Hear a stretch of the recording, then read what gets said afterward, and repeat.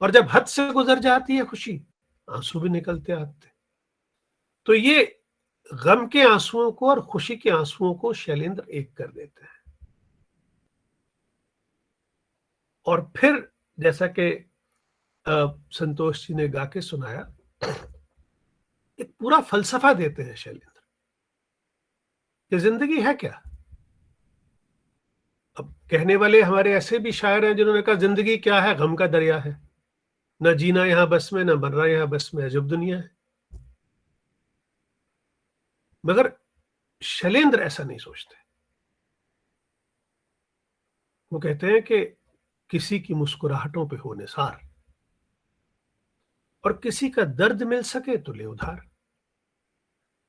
देखिए आजकल इतनी समस्या है कि मेरा भगवान, तेरा भगवान, उसका भगवान।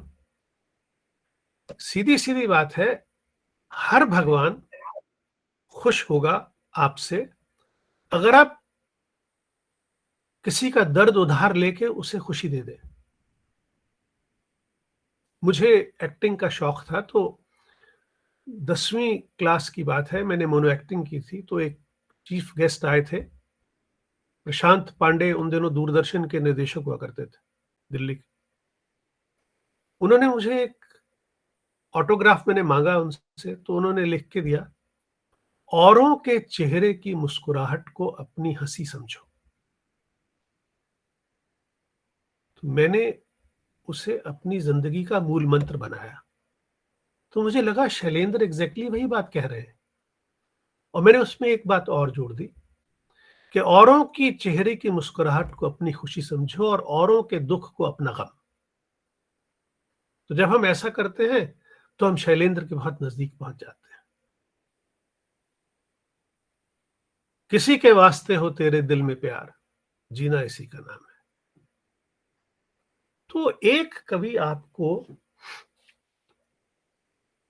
अपने जो 21 साल का लेखन है या 20 साल का लेखन है, उसमें इतनी विविधता से जिंदगी के हर पहलू के बारे में कुछ ना कुछ बताता है।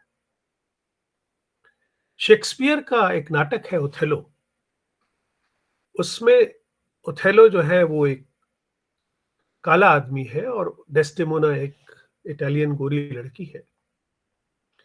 जब साइप्रस तूफान के बाद डेस्टिमोना पहुंचती है वहां, ओथेलो उसे बाहों में लेता है, तो डेस्टिमोना कहती है, if it were now to die, it was now to be the most happy. क्योंकि मैं ओथेलो की बाहों में हूं, अगर अभी मर जाऊं तो इससे ज्यादा खुशी का कोई पल नहीं होगा। तो शैलेंद्र वहां से कहते हैं कि कांटों से खींच कर ये आंचल,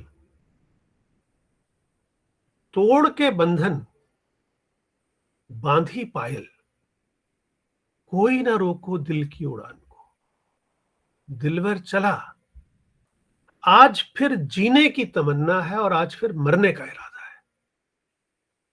क्योंकि फिल्म बताती है कि उस लड़की की, वो लड़की जो है वो एक वेश्या की बेटी है।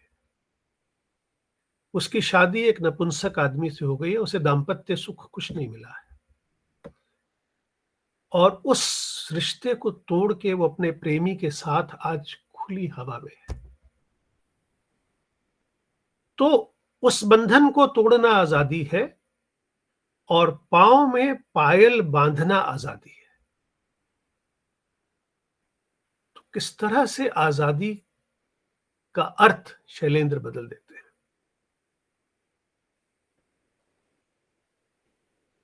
जब गम का अंधेरा घिराए, समझो कि सवेरा दूर नहीं। ये फिर वही शैली की Ode to West Wind, if winter be here, can spring be far behind. तो आप ये सोचिए कि ये आदमी सिनेमा के लिए लिखता है और कितनी गहराई से हमें साहित्यिक फीलिंग दे देता है।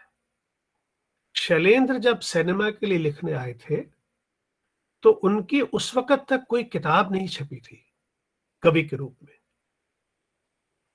और जो बाकी लोग लिख रहे थे, वो सब एस्टेब्लिश्ड शायर थे।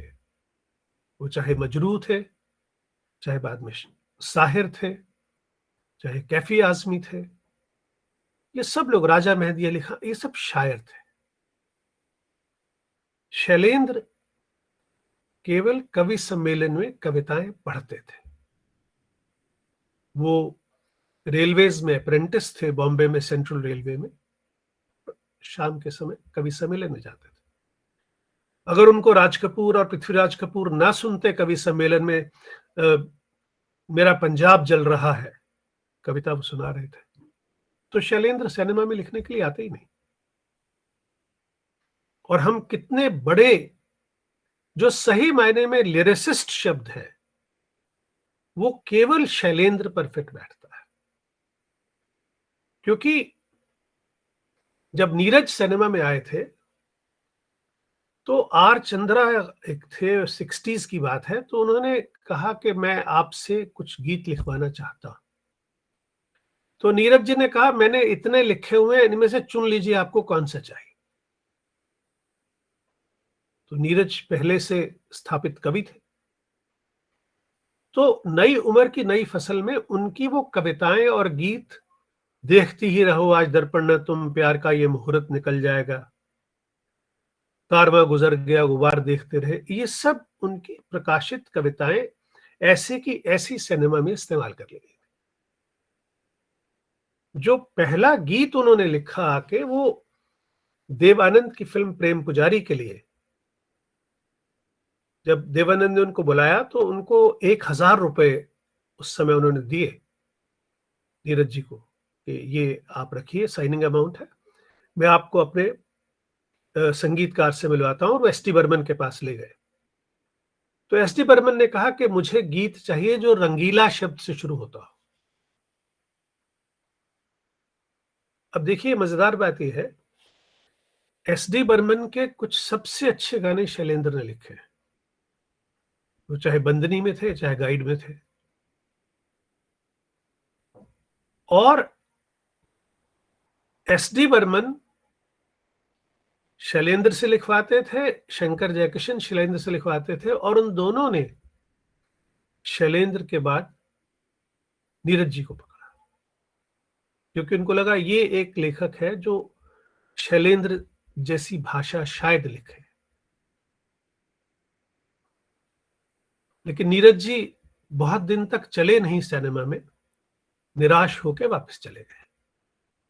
सिनेमा की थोड़ी समस्या है। सिनेमा की समस्या यह है कि ये एक आदमी का काम है नहीं। ये फिल्म का कॉन्सेप्ट राइटर और डायरेक्टर मिलकर सोचते हैं, उसके पैसों वाली साइड प्रोड्यूसर देखता है, एक्टर उन जो कुछ लिखा गया है उसको एनेक्ट करता है, और जो लेखक लिखता है कहानी, उसके ऊपर पटकथा लेखक, संवाद लेखक, वो पटकथा और संवाद लिखते हैं। फिर संगीतकार और गीत